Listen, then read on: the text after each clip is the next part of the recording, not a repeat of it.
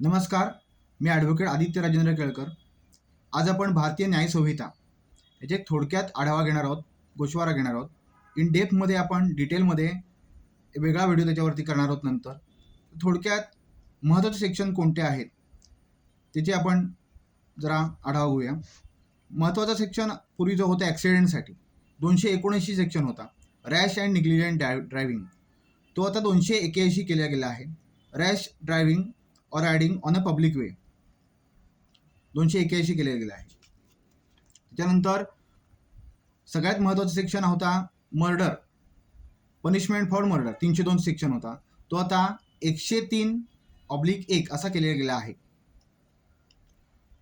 आणि मग त्याच्यानंतर इतर सेक्शन जे आहेत मर्डरसाठी, म्हणजेच पनिशमेंट बाय द लाईफ कन्व्हिक्ट वगैरे सेक्शन त्यामध्ये आहेत. त्याच्यानंतर महत्त्वाचा सेक्शन तो म्हणजे 304A, causing death by negligence. म्हणजे सलमान खानची केस त्यामध्ये 304 होता पीवर, आणि 304A causing death by negligence. Salman खानला 304A खाली शिक्षा झाली होती. 304A जे सेक्शन आहे तो आता 106 झालेला आहे, कॉझिंग डेथ बाय निग्लिजन्स. त्यानंतर जो पूर्वीचा 304 प्लेन होता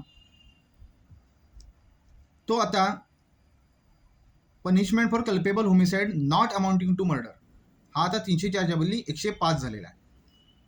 त्यानंतर महत्त्वाचं सेक्शन डावरी डेथ, म्हणजे जर एखाद्या विवाहित स्त्रीचा लग्नाच्या 7 वर्षांच्या कालावधीमध्ये जर हुंड्यासाठी छळ करून तिने जर आत्महत्या केलं असेल तर डावरी डेथ आपण त्याला म्हणतो. ती 304B होता, तो आता 80 झालेला आहे, 80.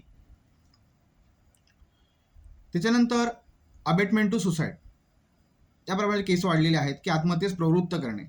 या प्रकारच्या केस खूप वाढतात. आत्महत्या एखाद्या व्यक्तीने केली असेल तर त्याने कुठली आत्महत्या करताना कुठली चिठ्ठी लिहून ठेवली असेल, मी आत्महत्या का केली या संदर्भात, आणि जो कुठल्या त्या आत्महत्या करणाऱ्या व्यक्तीच्या कुटुंबियांना संशय की या व्यक्तीमुळे आत्महत्या त्यांच्या माणसाने केलेली आहे, तर त्याच्यासाठी ते तशी तक्रार करू शकतात आरोपींविरुद्ध. आणि अबेटमेंट ऑफ सुसाईड 306 होतं, ते 108 झालेलं आहे. त्यानंतर सगळ्यात महत्त्वाचं सेक्शन म्हणजे हाफ मर्डर, म्हणजेच अटेम्प्ट टू मर्डर. तो 307 होता, तो आता 109 झालेला आहे, 109.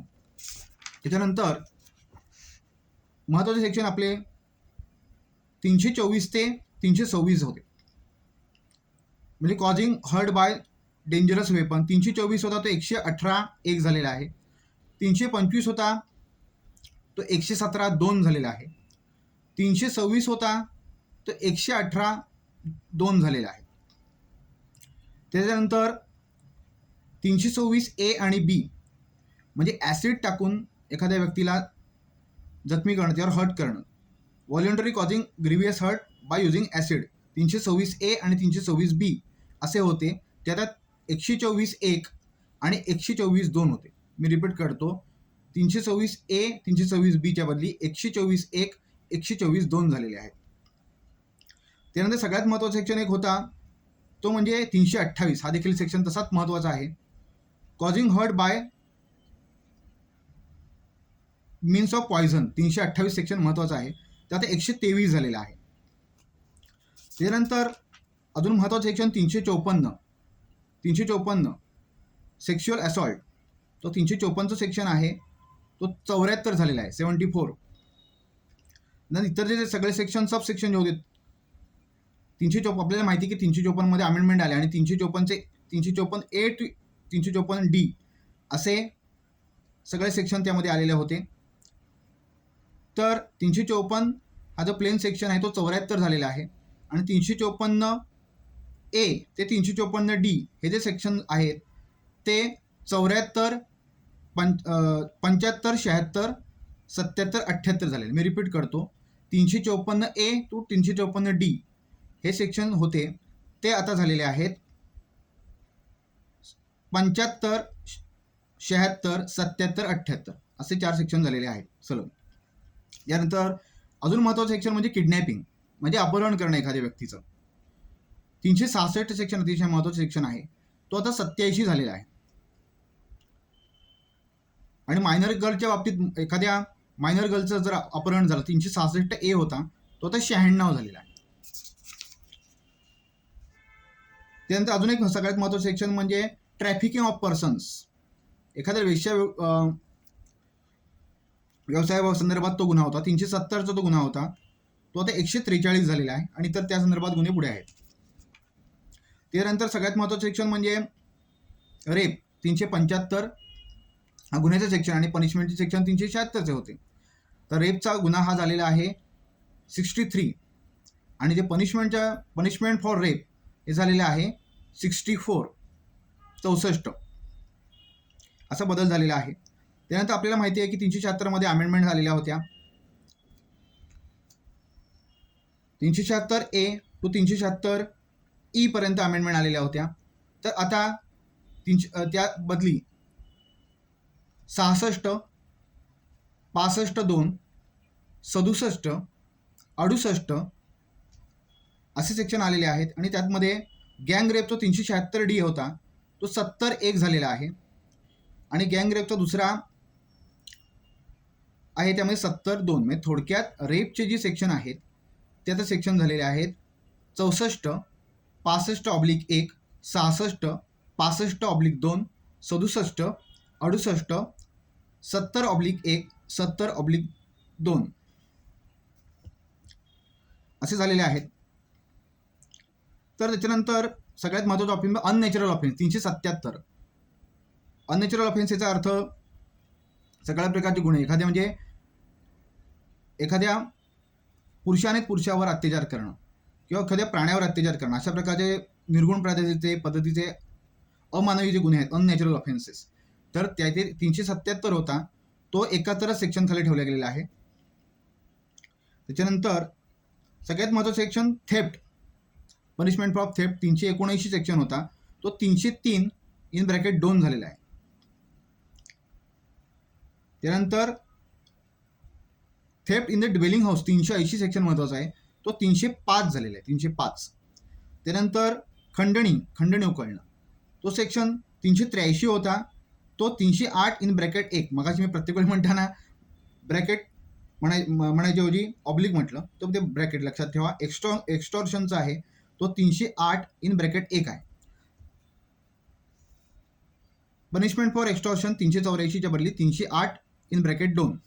त्यानंतर महत्त्वाचं सेक्शन रॉबरी 390 होता, तो आता 309(1, 2, 3) असं झालेला आहे.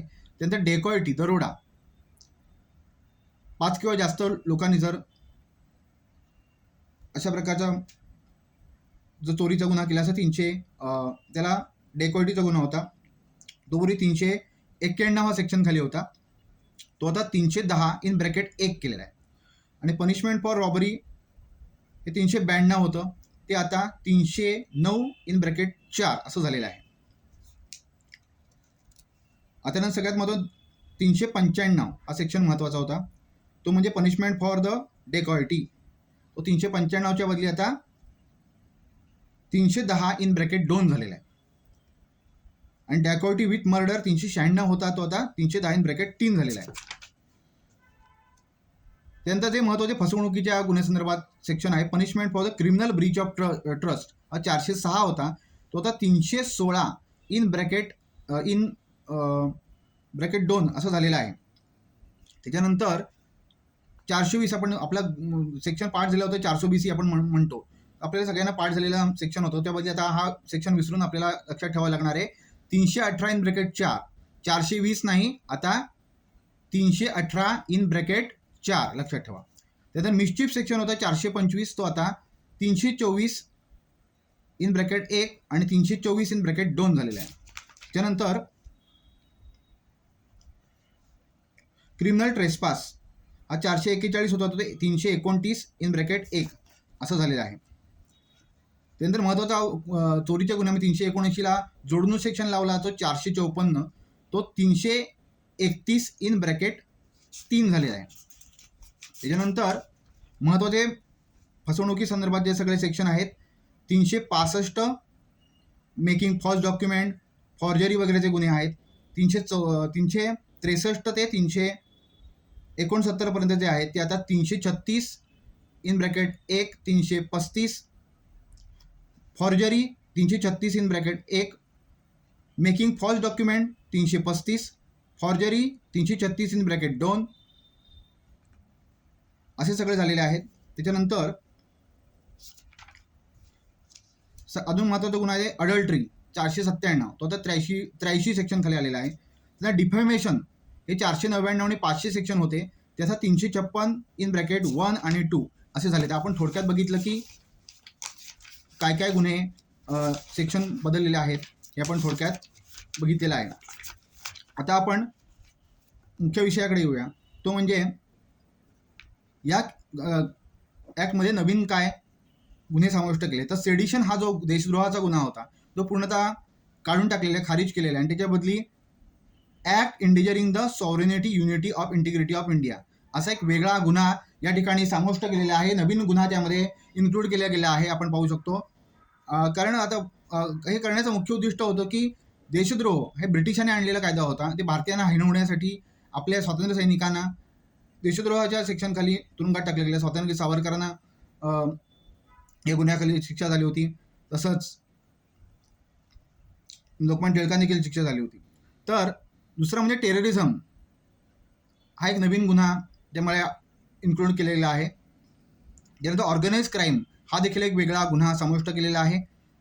त्यामध्ये ऑर्गनाइज क्राईममध्ये syndicate crime, kidnapping, extortion, cyber crime हे इन्क्लूड केलेले आहेत.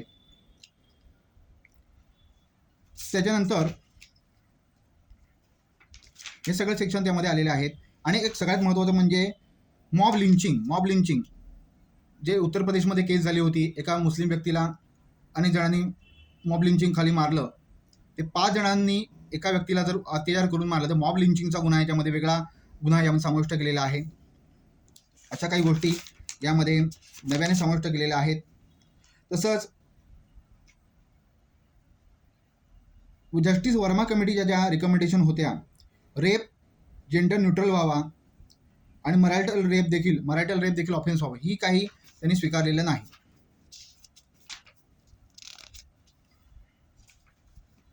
तर अशा प्रकारे काही बदल केलेले आहेत या नवीन ॲक्टमध्ये. बाकी सेक्शन आपण मला सगळे एक्सप्लेन केलेले आहेत. तर आपण याचा व्यवस्थित अभ्यास करा. पुढच्या वेळेला आपण आपले प्रोसिजरल लॉ जे आहेत, भारतीय नागरी सुरक्षा संहिता म्हणजे पूर्वीचा CRPC, त्याचा आपण आढावा घेणार आहोत. माझा मोबाईल क्रमांक 9405 54 73 97 9405 547397. ॲडव्होकेट आदित्य राजेंद्र केळकर, चिपळूण, रत्नागिरी. धन्यवाद.